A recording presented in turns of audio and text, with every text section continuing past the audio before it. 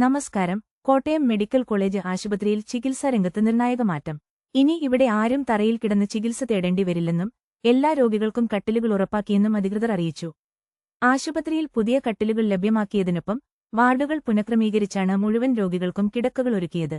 General medicine വിഭാഗത്തിലെ വാർഡുകളിലായിരുന്നു ഭൂരിഭാഗം രോഗികളും നിലത്തുകിടന്ന് ചികിത്സ തേടിയിരുന്നത്. ഈ പ്രതിസന്ധിക്ക് പരിഹാരമായി ഇവരെ അത്യാഹിത വിഭാഗത്തിന്റെ മുകൾനിലയിലുള്ള വാർഡുകളിലെ കട്ടിലുകളിലേക്ക് മാറ്റി. തുടർന്ന് അവിടെയുണ്ടായിരുന്ന രോഗികളെ പുതിയ സർജിക്കൽ ബ്ലോക്കിലെ പുതിയ വാർഡുകളിലേക്കും പുനരധിവസിപ്പിച്ചു. ഇതിനായി ഈ ബ്ലോക്കിലെ കൂട്ടിരിപ്പുകാരുടെ വിശ്രമസ്ഥലത്ത് അധികമുണ്ടായിരുന്ന സ്ഥലം വാർഡുകളാക്കി മാറ്റുകയായിരുന്നു. ഈ സമഗ്രമായ ക്രമീകരണങ്ങളിലൂടെ മെഡിസിൻ വിഭാഗത്തിന് 100ഓളം കട്ടിലുകൾ അധികമായി ലഭിച്ചു.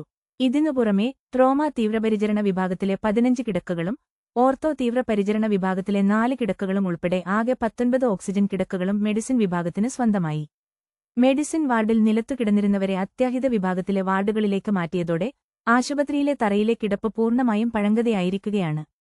കൂടുതൽ വാർത്തകൾക്കായി ഈ ചാനൽ സബ്സ്ക്രൈബ് ചെയ്യൂ.